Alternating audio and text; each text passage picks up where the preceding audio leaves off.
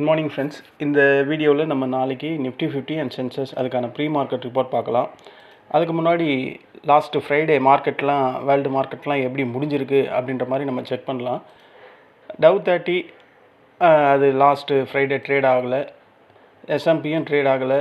Nasdaq composite வந்து 207 point அப்படின்னு மைனஸில் முடிஞ்சிருக்கு. எஃப்டிஎஸ்சி ட்ரேட் ஆகி முடிஞ்சிருக்கு, அது +26. CSC 40 33 point, DAX 198 point. நம்ம எஸ்ஜிஎக்ஸ் நிஃப்டி எவ்வளோ முடிஞ்சிருக்கு, நமக்கும் இப்போ நடக்கிற நிஃப்டி 50க்கும் எவ்வளோ வித்தியாசம் இருக்குன்னா, இவன் 24,350 முடிஞ்சிருக்கான். நம்ம எவ்வளோ முடிஞ்சிருக்கோம், 24,270. ஸோ ஸ்பாட்டுக்கும் ஃப்யூச்சருக்கும் எப்படியும் ஒரு 80 பாயிண்ட்டு, அட்லீஸ்ட் 100 பாயிண்ட் வித்தியாசம் இருக்கும். அப்போ அந்த கணக்கு பிரகாரம் பார்த்தா நம்ம இவன் -5ன்னு இருக்கான். ஸோ வாய்ப்புகள் வந்து ப்ளஸ் ஆர் மைனஸ் மினிமம் ஸ்லைட்டாக கேப் அப் கேப் டவுன் அப்படி வர மாதிரி தான் இப்போ வரையும் நிலவரம் இருக்குது. நாளைக்கு காலையில் வேர்ல்டு மார்க்கெட்டில் ஓப்பன் ஆகும்போது பாசிட்டிவிட்டி தான் அதிகமாக இருக்குது மார்க்கெட்டில். உண்மையை சொன்னால் மார்க்கெட்டில் பாசிட்டிவிட்டி அதிகமாக இருக்குது. ஏன் நான் சொல்கிறேன்னா, லாஸ்ட்டு ஃப்ரைடே வந்து எஃப்ஐஎஸ் எல்லாம் பை தான் பண்ணியிருக்காங்க. ஸோ அந்த ஒரு பாசிட்டிவ் நியூஸ் நம்ம மார்க்கெட்டில் இருந்தாவே போதுமே அப்படின்னு தான் எல்லாருமே நினைப்பாங்க. அதனால் மார்க்கெட் புல்லிஷ்னஸ் ஒரு கேப் அப் ஸ்லைட்டாக ஓப்பன் ஆகும் அப்படின்ற மாதிரி தான் எனக்கும் தோணுது. பத்தாவதுக்கு இந்த பிரெண்ட் க்ரூட் ஆயிலை பார்த்தா அவன் 71 வரையும் போயிட்டு 71.30 முடிஞ்சிருக்கான். இப்போ 72.12ன்னு க்ளோஸ் ஆகி முடிஞ்சிருக்கு. ஸோ இதுவும் நமக்கு பாசிட்டிவான நியூஸ் தான். கடந்த வாரத்தில் சென்செக்ஸ் நிஃப்டி 50 ரெண்டுமே பாசிட்டிவ் க்ளோஸு, பேங்க் நிஃப்டியை தவிர. எஃப்ஐ சென்டிமெண்ட்டு நல்ல இம்ப்ரூவ்மெண்ட் ஆகி வந்துக்கிட்டே இருக்குது. குளோபல் ஃபண்டு மற்றும் ஈக்விட்டிலலாம் மீண்டும் பையிங் ப்ரெஷர் ஆரம்பிக்குது அப்படின்ற மாதிரி எனக்கு தோணுது. டெரிவேட்டிவ்ஸ் டேட்டாவில் இந்த புதிய சீரீஸ் ஆரம்பத்திலே புல்லி சிக்னல் இருப்பதாக அனலிஸ்ட்டு பல பேர் சொல்லிக்கிட்டு இருக்காங்க. நீங்கள் எல்லாம் கேட்டிருப்பீங்க. ஐடி செக்டாரில் நல்ல ரெக்கவரி வந்திருக்கு. இது நிஃப்டி 50க்கு கண்டிப்பாக பெரிய லெவல் சப்போர்ட்டாக இருக்கும். அப்போது அது இல்லாமல் இந்த மந்தில் Q1 ரிசல்ட்டு சீசன் ஆரம்பமாக போகுது. ரிசல்ட் எதிர்பார்ப்பு பக்காவாக இருந்ததுன்னா மார்க்கெட் கண்டிப்பாக மேல் நோக்கி போகிறதுக்கான வாய்ப்புகள் அதிகம். பட் கொஞ்சம் வெலாட்டிலிட்டி இருக்கலாம் அப்படின்ற மாதிரி தோணுது. எல்லாமே பாசிட்டிவ் நியூஸாக தான் இருக்குது என் கண்ணில். க்ரூட் ஆயில் விலை குறைஞ்சிருக்கு, குளோபல் மார்க் சென்டிமெண்ட் நல்லா இருக்குது, ஃபாரின் ஃப்ளோ வந்து பையிங்கில் இருக்குது. இந்த மூணுமே சேர்ந்து மார்க்கெட்டை மேல் நோக்கி கொண்டு போகும் அப்படின்ற மாதிரி தான் எனக்கு தோணுது. ஓகேங்களா? என்னை பொறுத்தவரையும் எஃப்ஐஎஸ் பையிங்கில் இருந்தாங்கன்னா மார்க்கெட் 24,500 அப்படின்ற மிகப்பெரிய ரெசிஸ்டண்ட்டை தொடர்றதுக்கான வாய்ப்பு இந்த வீக்கில் இருக்குது அப்படின்ற மாதிரி எனக்கு தோணுது. எஃப்ஐஎஸ் கண்டினியூஸாக பையிங்கில் இருந்தாங்கன்னா கண்டிப்பாக இந்த வீக்கில் 24,500 மார்க்கெட் போய் தொடும். இதில் எந்த டவுட்டுமே கிடையாது. ஓகேங்களா? இதுதான் எனக்கு இப்போ இருக்கிற வரையும் மார்க்கெட்டில் நான் அனலைஸ் பண்ணதில் எனக்கு தெரிஞ்ச பாசிட்டிவிட்டி நியூஸ். நெகட்டிவ் நியூஸ்னு என்ன இருக்குது? ஒன்றுமே இல்லை. இருந்த ஒரே நெகட்டிவ் நியூஸ் அந்த ஈரான் அமெரிக்கா பிரச்சனை. அது பிரச்சனையாகவே தான் ஓடிக்கிட்டு இருக்கு. பட் பெரிய லெவலில் சண்டை வரப்போகிறது இல்லை அப்படின்றது தெரிஞ்சு போச்சு. அடுத்தது இஸ்ரேல் ஈரான், இதுவும் வரப்போகிறது இல்லை. ரெண்டு பேருமே அடக்கி வாசிக்கிட்டு இருக்காங்க. அது எப்போ வேணால் பஸ்ட் ஆகும். ஆனால் இப்போ வரையும் அதில் எந்த பிரச்சனையும் இல்லை அப்படின்னும் போது அதில் ஏதாவது பிரச்சனை வந்தால் பிரெண்ட் க்ரூட் ஆயில் காட்டி குத்துரும், விலை இன்க்ரீஸ் ஆகிடும். அப்போது அதை வச்சு நம்ம கண்டுபிடிச்சிடலாம், இவங்களுக்குள்ளே புகஞ்சிக்கிட்டு இருக்குது, அது வெடியே போகுது அப்படின்னு. ஏன்னா இப்போ பிரெண்ட் க்ரூட் ஆயில் பார்த்திங்கன்னா 72 தான் ட்ரேட் ஆகிட்டு இருக்குது. ஸோ அப்போ அதுவும் பிரச்சனை இல்லை. இதை தவிர வேறு என்ன பிரச்சனை இருக்குது இந்தியாவுக்கு பெரிய லெவலில்? ஏன்னா நம்ம ஊர் நியூஸுக்கு இந்தியா மார்க்கெட்டு இறங்கவும் இறங்காது, ஏறவும் ஏறாது. அங்கே எவனுக்காவது ரத்தம் வந்தால் தான் இங்கே இவனுக்கு ரத்தம் வரும். அங்கே எவனாவது நல்லா சிரித்து பேசிக்கிட்டு இருந்தால் இவன் சிரிக்கக்கூட மாட்டான். அப்போவும் உடம்பு கை காலில் கீறி விட்ட மாதிரி ரத்தம் வரதான் செய்யும். இவனுக்கா ஒரு நேரம் வந்தால் இவன் புல்லிஷில் ஏறி போவான். அப்படி மார்க்கெட் போன வாரத்தில் 3 நாளுமே கேப் அப் பாருங்கள். இங்கே ஒரு கேப் அப், இங்கே அதாவது கீழே கேப்பெல்லாம் இருக்குது. இங்கே ஒரு கேப் இருக்குது, இங்கே ஒரு கேப் இருக்குது. ஸோ இந்த கேப்பை அப்படியே மெயின்டைன் பண்ணி மார்க்கெட் மேலே போய்கிட்டே இருக்குது. காரணம் என்னென்னா, இந்த க்ரூட் ஆயில் ப்ரைஸு லோக்கு வந்துக்கிட்டே இருக்கிறதுனால தான் மார்க்கெட் கேப் அப்பில் சஸ்டெயின் ஆகிட்டு மேலே போய்கிட்டே இருக்குது. அப்போ இந்த கேப்பெல்லாம் ஃபில் பண்ண மார்க்கெட் வந்து தானே ஆகணும். ஏன்னா சின்ன கேப் அப் இருந்தால் பரவாயில்ல. இந்த மாதிரி இது பாருங்கள், இவ்வளோ பெரிய கேப் இருக்குது. இங்கே இவ்வளோ பெரிய கேப் இருக்குது. ஸோ இதெல்லாம் மார்க்கெட் எப்படி ஃபில் பண்ணாமல் போகும்? அப்போ மார்க்கெட் 24,500 வரையும் போயிட்டாலும் அகைன் வந்து மார்க்கெட் 24,000 டச் பண்ணும் அப்படின்ற மாதிரி எனக்கு தோணுது. இப்போதைக்கு மார்க்கெட் புல்லி சென்டிமெண்ட்டில் இருக்கிற மாதிரி தான் எனக்கு தோணுது. ஓகேங்களா? அப்போது நாளைக்கு மார்க்கெட் ஓப்பன் ஆகும்போது ஒரு கேப் அப் வருமா, ஒரு கேப் டவுன் வருமா, இன்ட்ராடேயில் ஒரு புல்லிஷாக இருக்குமா, இல்லை ஒரு பியரிஷாக இருக்குமா? இதுதான் இப்போது நம்ம எல்லாருடைய ட்ரேடரோட மனசில் இருக்கக்கூடிய ஒரு கேள்வி. நம்ம ஒரே ஒரு விஷயத்தை மட்டும்தான் இங்கே புரிஞ்சுக்கணும். நம்ம வேலை வந்து மார்க்கெட் நாளைக்கு எங்கே போகும் அப்படின்ற மாதிரிலாம் நம்ம ப்ரிடிக்ட் பண்ண வேணாம். நாளைக்கு என்னென்ன ஆப்பர்ச்சுனிட்டி நமக்கு வரும், அந்த ஆப்பர்ச்சுனிட்டியை நம்ம எப்படி யூஸ் பண்ணிக்கணும் அப்படின்ற மாதிரி நம்மளை ரெடி பண்ணிக்கணும். அதுதான் நம்ம பார்க்கணும். அப்போ நம்மக்கிட்ட இருக்கிற ஒரே ஒரு நியூஸ் என்ன, மார்க்கெட் வந்து ஸ்ட்ராங்கான 24,000 உடச்சி 24,271 ஸ்ட்ராங்காக நின்றுக்கிட்டு இருக்கு.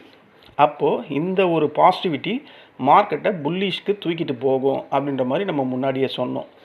ரெண்டாவது, எஃப்ஐஎஸ் வந்து பையிங்கில் இருக்காங்க. பெரிய லெவலில் பை பண்ணல, ஒரு 1,200 கோடி என்னமோ தான் வாங்கியிருக்காங்க கேஷ் மார்க்கெட்டில். இருந்தாலும் அவங்க பையிங்கில் வந்ததே பெரிய விஷயம் தானே. ஸோ மார்க்கெட் அது ஒரு புல்லிஷ் சென்டிமெண்ட்டாக இருக்குது. பத்தாவதுக்கு உலக மார்க்கெட் எல்லாமே நல்ல க்ரீன் சிக்னலாக இருக்குது. அந்த ஜாப் ரிப்போர்ட் வந்ததுக்கப்புறம் யூஎஸ் மார்க்கெட் கூட ஒரு பாசிட்டிவிட்டி வந்துடுச்சு. ஏன்னா ஃபெட் ரேட் கட்டு வந்து கண்டிப்பாக ரேட் ஹைக் இருக்காது, கண்டிப்பாக குறையிறதுக்கான வாய்ப்பு இருக்குது அப்படின்ற மாதிரி ஒரு ஹோப், ஒரு கான்ஃபிடென்ஸ் வந்திருக்கு யூஎஸ் மார்க்கெட்டில். அப்போது அது பாசிட்டிவிட்டி தானே. அவனுக்கு ஒருத்தங்க பாசிட்டிவிட்டி வந்தால் ஊரில் எல்லாருக்குமே அது பாசிட்டிவிட்டியான நியூஸ் தானே அப்படின்ற மாதிரி மார்க்கெட் எடுத்துக்கிட்டு மேலே ஏற ஆரம்பிக்குது. ஏன்னா டேக்ஸ் பார்த்திங்களா 200 பாயிண்ட் ப்ளஸில் முடிஞ்சிருக்கான். அன்றைக்கி வெள்ளிக்கிழமை அவன் மட்டும்தான் ட்ரேட் ஆகிருக்கான். அப்போ திங்கக்கிழமை ஓப்பனிங் எப்படி இருக்கும்னா கிராஜுவலாக ஒரு ஸ்லைட்டாக கேப் அப் வர்றதுக்கு வாய்ப்பு இருக்குது. மார்க்கெட் அங்கேருந்து ஒரு கரெக்ஷன் வந்தாலும் மார்க்கெட் பை அண்ட் டிப்ஸ் மோடில் தான் இருக்கும் அப்படின்ற மாதிரி எனக்கு தோணுது. ஸோ அப்போது மார்க்கெட் இறங்குற இடம்ல நம்ம ஆப்பர்ச்சுனிட்டியை யூஸ் பண்ணலாம் அப்படின்ற மாதிரி எனக்கு தோணுது. ஓகேங்களா? மார்க்கெட்டில் எனக்கு 3 விதமான சினாரியோ தோணுது. என்னென்னா, ஃபஸ்ட்டு ஒரு கேப் அப் ஓப்பனிங் வருது அப்படின்னா ஃபஸ்ட்டு ஒரு மணி நேரம் ஸ்லைட்டாக ஒரு கேப் அப் ஓப்பனிங் வருதுன்னா ஜஸ்ட்டு ஒரு அரை மணி நேரம் இல்லை 1/4 மணி நேரம் 9:15 9 வரையும் மார்க்கெட் மேலே போயிட்டு அங்கேருந்து அந்த ப்ரீவியஸ் டேவோட ஹையை உடைச்சிதுன்னா, ப்ரீவியஸ் டே ஹைன்னா இதுதானே வந்திருக்கு 24,375, அதை உடைச்சிதுன்னா மார்க்கெட் ஃபர்தராக மேலே போகும் அப்படின்ற மாதிரி எனக்கு தோணுது. இந்த ஹையை உடைக்கணும். ஒரு கேப் அப் வந்துட்டு இந்த ஹைக்கு மேலே அதை உடச்சி மேலே போச்சுன்னா கண்டிப்பாக மார்க்கெட்டில் ஒரு கால் சைடை நம்ம கன்சிடர் பண்ணுறது பெஸ்ட்டாக இருக்கும். ரெண்டாவது சினாரியோ எப்படி இருக்குன்னா, லிட்டில் பிட்டு கேப் அப் வருது. அது வந்து இந்த ரெசிஸ்டன்ட் 24,327 வரையும் போயிட்டு மார்க்கெட் அங்கேருந்து இறங்குதுன்னா, அப்போது இந்த ப்ரீவியஸ் டே ஹையை அது உடைக்காத போது மார்க்கெட் கண்டிப்பாக ஒரு சைட்வேல போகிறதுக்கான வாய்ப்புகள் அதிகமாக இருக்குது. அதாவது இந்த ஹையும் உடைக்காது, அந்த ஃப்ரைடே விட லோவையும் உடைக்காமல் சைட்வேல போகிறதுக்கு வாய்ப்பு இருக்குது. இல்லை ஒரு மைல்டாக ஒரு கேப் டவுன் வருதுன்னா மார்க்கெட் இந்த கேப்பை விட்டு போயிருக்கு பார்த்தீங்களா, 24,200 180 இருக்குது.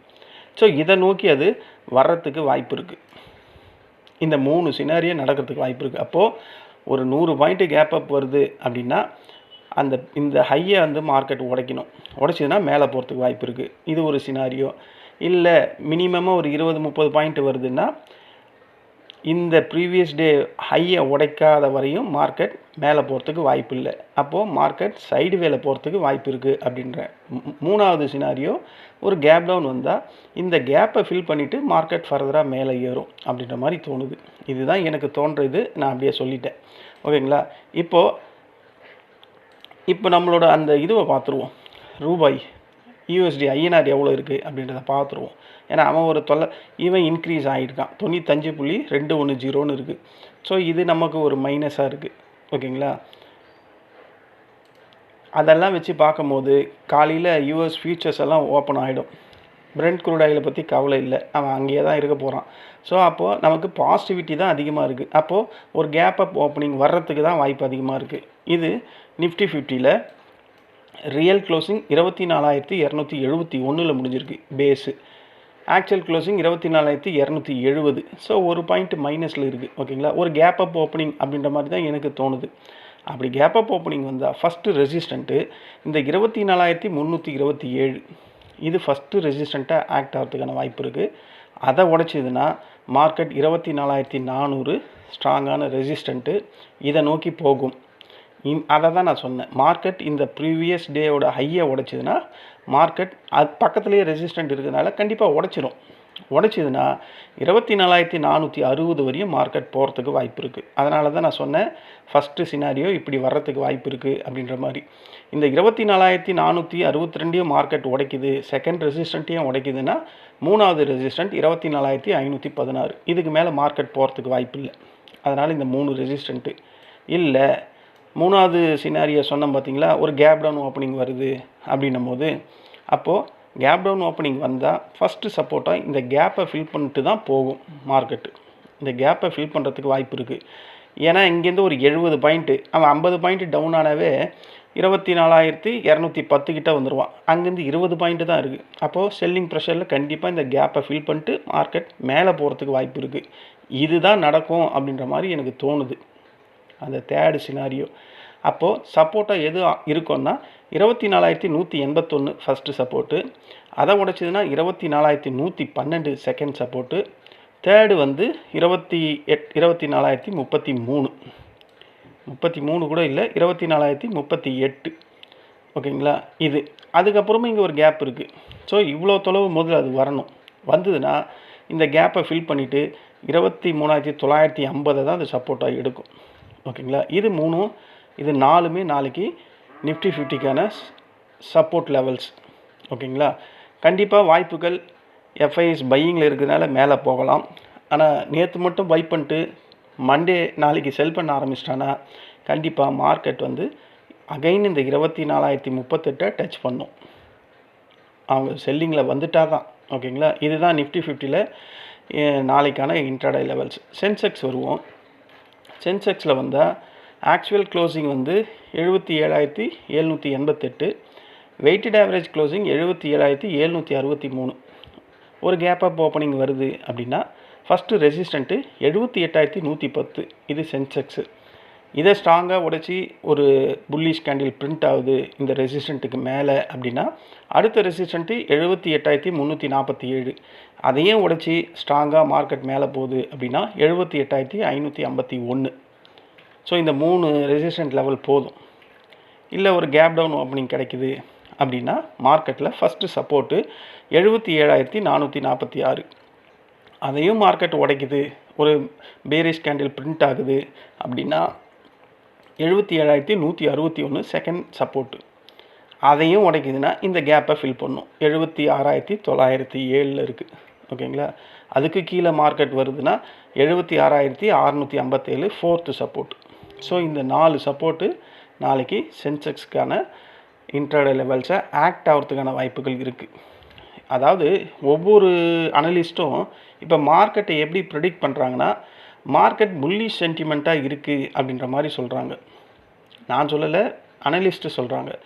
அனலிஸ்ட்டு சொல்கிறத நம்ம ஆராய்ஞ்சு பார்த்தா அது உண்மையாக தான் இருக்குது. மார்க்கெட்டில் ஐடி வந்து ரெக்கவரி ஆகுது, பேங்க் செக்டார் ஆப்போசிட்டில் இருக்குது. அடுத்தது எஃப்ஐஎஸ் டர்ன் பண்ணுறாங்க. எஃப்ஐஎஸ் இந்த ஒரு வாரமாக பார்த்திங்கன்னா கம்மியாக செல் பண்ணிக்கிட்டு இருந்தாங்க. வெள்ளிக்கிழமை பையிங்கே வந்துட்டாங்க. வெள்ளிக்கிழமை செல் பண்ணது யாருன்னா டிஐஸ் தான் செல் பண்ணியிருக்காங்க. டிஐஸும் கண்டினியூஸாலாம் செல் பண்ணுறதுக்கு வாய்ப்பே இல்லை. நாளைக்கு ஒருவேளை எஃப்ஐஎஸும் டிஐஸும் சேர்ந்து பை பண்ண ஆரம்பிச்சிட்டாங்கன்னா மார்க்கெட் நான் சொன்ன மாதிரி 24,500 போகிறதுக்கு வாய்ப்புகள் பிரகாசமாக இருக்குது. ஓகேங்களா? மார்க்கெட் என்னை பொறுத்த வரையும் பை அண்ட் டிப்ஸ் மோடு அப்படின்னு நான் ஃபஸ்ட்டே சொல்லிட்டேன். ஸோ மார்க்கெட் எங்கெல்லாம் ஒரு கரெக்ஷன் ஆகி கீழே வருதோ அதை கரெக்டாக எஸ்எல்ல யூஸ் பண்ணி நம்ம அதை யூஸ் பண்ணிக்கலாம். யூஸ் பண்ணால் வெற்றிக்கான வாய்ப்புகள் கிடைக்கும். அந்த வெற்றிக்கான வாய்ப்பு எதில் இருக்குன்னா ஐடிஎம்மில் தான் இருக்குது. அதை நான் பல தடவை இதையே தான் சொல்லுவேன். நான் ஏடிஎம் ஓடிஎம்லாம் சொல்லவே மாட்டேன். ஐடிஎம்மில் ட்ரேட் பண்ணுங்கள், கண்டிப்பாக வெற்றி வாய்ப்புகள் கிடைக்கும். எடுத்த உடனேயுமே 9:15 ஓப்பன் ஆகுது, இவர் வந்து சொல்லிட்டாரு மார்க்கெட்டு வந்து buy and dips. Market 9:15 open ஆகும்போது ஒரு கரெக்ஷன் சல்லுன்னு வந்துட்டு அங்கேயே போய் எடுத்துடாதீங்க. ஒரு 1/2 ஹவர் வெயிட் பண்ணுங்கள். அதுக்கப்புறம் மார்க்கெட் 6 மணி நேரம் ட்ரேட் ஆகும். அதில் நம்ம ட்ரேட் பண்ணி ப்ராஃபிட் பண்ணலாம். ஓகேங்களா? இதுதான் என்னுடைய அட்வைஸ். இங்கே ஒரு டிஸ்க்ளைமர். இங்கே நான் கோடிட்டு காட்டியிருக்க இந்த ரெட் லைன், இந்த ப்ளூ லைன், இந்த க்ரீன் லைன் இதெல்லாம் ஒரு ட்ரேடிங் ரெக்கமெண்டேஷன் லைன்ஸ்லாம் கிடையாது. இது ஒரு எஜுகேஷன் பர்பஸ்க்காக நான் போட்டிருக்க லைன்ஸ். நான் ஒரு ஆப்ஷன் பையர் அப்படின்றதுனால இந்த லைன்ஸ் எனக்கு என் ஸ்ட்ராட்டஜிக்கு பெரு அளவில் உதவி பண்ணும். அதனால் நான் இங்கே வரைஞ்சி காமிச்சிருக்கேன். ஓகேங்களா? இதை பிளைண்டாக நீங்கள் ஃபாலோ பண்ணி ட்ரேட் பண்ணி லாஸ் பண்ணாதீங்க. ஓகேங்களா? நம்ம இந்தியா விக்ஸ் எவ்வளோ இருக்குது அப்படின்றத ஒரு வாட்டி செக் பண்ணிடலாம். 11.80. ஸோ நான் செகண்டு சொன்னேன் பார்த்தீங்களா, ஒரு லிட்டில் பிட்டு கேப் அப் வந்துட்டு மார்க்கெட் இந்த ஹையை உடைக்காமல் இந்த லோயையும் உடைக்காமல் சைடு வேலையே போகிறதுக்கு வாய்ப்பு இருக்குது. செகண்ட் சினாரியை சொன்னல அது மாதிரி தான் இருக்கும் அப்படின்ற மாதிரி விக்ஸ் இங்கே ஷோ பண்ணுது. 11.80 தான் இருக்குது. ஸோ வெலாட்டிலிட்டி பெரிய லெவல் மொமெண்டம் வரப்போகிறது இல்லை அப்படின்றத இந்த இந்தியா விக்ஸு காட்டுது. இதுதான் இப்போதைக்கு மார்க்கெட்டில் இருக்கக்கூடிய விஷயங்கள். நாளைக்கு மார்க்கெட் நான் சொன்ன இந்த 3 சினாரியோவில் அதிகபட்சமாக செகண்ட் சினாரியோ இல்லை தேர்ட் சினாரியோ நடக்கிறதுக்கு வாய்ப்பு இருக்குது. பார்ப்போம் நாளைக்கு இன்ட்ராடே டைமில் மார்க்கெட் எப்படி ஒர்க் அவுட் ஆகுது அப்படின்றத. இந்த வீடியோ உங்களுக்கு பிடிச்சிருந்தா என்னுடைய சேனலை சப்ஸ்கிரைப் பண்ணுங்கள். நம்ம நாளைக்கு இன்ட்ராடே டைமில் சந்திக்கலாம். நன்றி, வணக்கம்.